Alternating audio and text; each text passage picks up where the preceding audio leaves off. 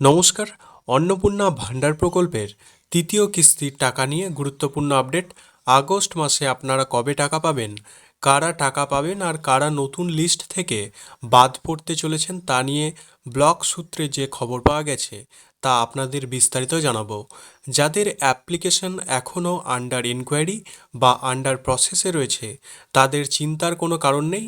কাগজপত্র পুনরায় ভেরিফিকেশন করার প্রক্রিয়া শুরু করেছে।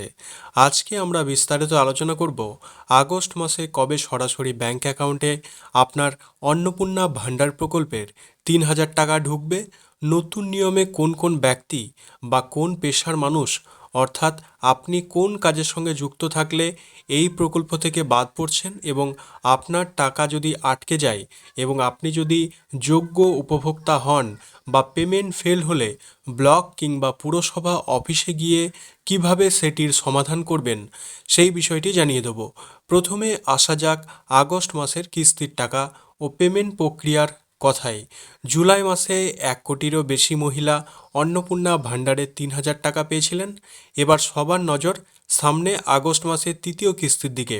সরকারি নিয়ম অনুযায়ী অন্নপূর্ণা ভান্ডার প্রকল্পের টাকা সরাসরি ডিবিটি অর্থাৎ ডাইরেক্ট বেনিফিট ট্রান্সফারের মাধ্যমে উপভোক্তাদের ব্যাংক অ্যাকাউন্টে সরাসরি পাঠানো হয়। আগস্ট মাসের জন্য রাজ্য সরকারের পক্ষ থেকে নির্দিষ্ট কোনো একটি তারিখ ঘোষণা না করা হলেও প্রশাসনিক নিয়ম মেনে মাসের শুরু থেকেই পর্যায়ক্রমে টাকা অ্যাকাউন্টগুলিতে কিন্তু জমা করা শুরু করবে রাজ্য সরকার। অর্থাৎ নিয়ম মেনে আপনারা যারা জুন মাস বা জুলাই মাসে টাকা পেয়েছেন আগস্ট মাসের কিন্তু ৩ তারিখের মধ্যেই আপনারা এই অন্নপূর্ণা ভান্ডারের যে ৩,০০০ টাকা তৃতীয় কিস্তি সেটি কিন্তু আপনারা ধাপে ধাপে পেতে শুরু করবেন। তাই আগস্ট মাসের টাকা বন্ধ হয়ে যাবে এই ধরনের লোকমুখে প্রচলিত গুজবে কোনো কান দেওয়ার প্রয়োজন নেই। সরাসরি সরকারি ঘোষণার উপর ভরসা রাখুন, কারণ আবারও আগস্ট মাসে আমরা সরকারি ঘোষণার ওপর কিন্তু নজর থাকবে। এবার আলোচনা করা যাক সবথেকে গুরুত্বপূর্ণ বিষয়টি নিয়ে, কারা কারা এই নতুন লিস্ট থেকে বাদ পড়তে চলেছেন এবং আগস্ট মাসের টাকা পাবেন না। নতুন সরকারি নির্দেশিকা অনুযায়ী যারা অযোগ্য বলে গণ্য হবেন, প্রথমত যারা আয়করদাতা অর্থাৎ ইনকাম ট্যাক্স দেন, দ্বিতীয়ত যে কোনো স্থায়ী বা অস্থায়ী সরকারি চাকুরিজীবী, এছাড়াও বিশেষ কিছু পেশায় যুক্ত ব্যক্তিরা যেমন প্যারা টিচার, সিভিক ভলেন্টিয়ার, আশাকর্মী এবং অঙ্গনারী কর্মী ও হেল্পাররা এই প্রকল্পের সুবিধা কিন্তু পাবেন না। জুলাই মাসে যদি কোনো অযোগ্য আবেদনকারীর অ্যাকাউন্টে টাকা ঢুকেও থাকে আগস্ট মাস থেকে তাদের আর টাকা দেওয়া হবে না এবং পূর্বে পাওয়া টাকা অর্থাৎ আগের মাসে যে টাকাগুলি আপনারা পেয়েছেন সেগুলি সরকারি নিয়ম অনুযায়ী প্রত্যেকে ফেরত বা রিফান্ড দিতে হতে পারে। এখন প্রশ্ন হলো, যদি আপনার অ্যাকাউন্টে টাকা না ঢোকে তবে প্রথমে আপনার আবেদন এবং ব্যাংক অ্যাকাউন্টের স্ট্যাটাস যাচাই করুন। নামের বানান ভুল, ব্যাংক অ্যাকাউন্ট সংক্রান্ত সমস্যা বা কেওয়াইসি নথিজনিত কোনো ত্রুটির কারণে পেমেন্ট আটকে যেতে পারে।